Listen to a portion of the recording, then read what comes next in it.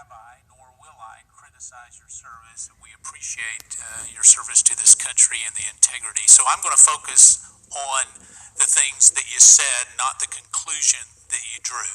And Congressman Trey Gowdy and I talked a little bit about this, but on February 4th, 2016, Secretary Clinton, during a presidential debate, said, "I never sent or received any classified material.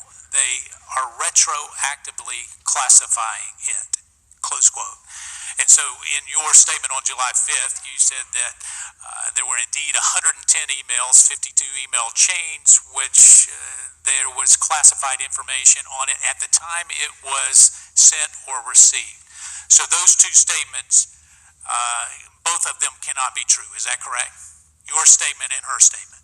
Yeah, it's not accurate to say that she did not send or receive classified. So she did not tell the truth during that presidential debate that she never sent or received classified information and it was retroactively classified. Yeah, I don't think that's a question I should be answering. What was in well, her head either your statement's not true or hers is not true. Both of them cannot be true. So is your statement true? That I can speak to. Your statement is true, so the American people will have to judge with her statement not being true. So let me go on to another one. On October 22nd, she said there was nothing marked classified on emails either sent or received. And in your statement, you said a very small number of emails contain classified information, board markings indicating the presence of classified information at the time. So she makes a statement that says there was no markings. You make a statement that there was, so her statement was not true. Well, that one actually have a little bit of insight into her statement because we asked her about that. There were 3 documents that bore portion markings where you're obligated when something is classified to put a marking on that paragraph. Right. And there were 3 that bore C in parens, which means that's confidential classified information. So a reasonable person who has been a senator, a secretary of state, a first lady, wouldn't a reasonable person know that that was a classified marking as a secretary of state? Yeah. A reasonable person. That's all I'm asking. Yeah, before this investigation, I probably would have said yes. I'm not so sure. I don't find it incredible. Director Comey, come on. I mean, I've only been here a few years, and I understand the importance of those markings. So you're suggesting that a long length of time that she had no idea what a classified marking would be?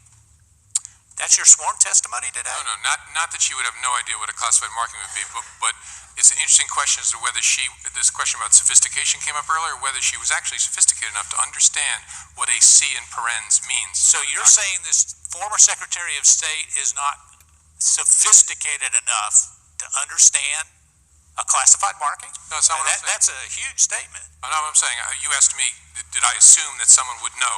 Probably before this investigation I would have. I'm not so sure of that answer any longer.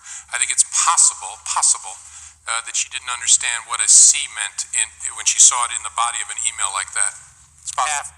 After years in the Senate and Secretary of State, I mean, that's hard for me and the American people to believe, Director Comey, and I'm not questioning your analysis of it, but wouldn't a reasonable person think that someone who has the highest job of handling classified information understand that? I think that's a conclusion a reasonable person would draw. It may not be accurate, but that's so in that, let me go a little bit further, because that last quote actually came on October 22nd, 2015, under sworn testimony before the Benghazi Committee. So if she gave sworn testimony that a reasonable person would suggest was not truthful, isn't it a logical assumption that she may have misled Congress, and we need to look at that further? Well, the reasonable person test is not what you look at for perjury or false statements, but like I said, I can understand why people would ask that question. All right, so let me, in the last little portion of this, in your 3.5-hour interview on Saturday, did she contradict some of these public statements in private? Because you said she didn't lie to the FBI, but it's apparent that she lied to the American people. So did she change her statements in that sworn testimony with you last Saturday? I haven't gone through that to parse that. I have. Can you do that and get back to this committee? Because it's important, I think, to the American people and to transparency. Oh, I'm sure. And as the chairman and I have talked about, I'm sure the committee is going to want to see the documents in our investigation and whatnot, and we'll work to give you whatever we can possibly give you under our law.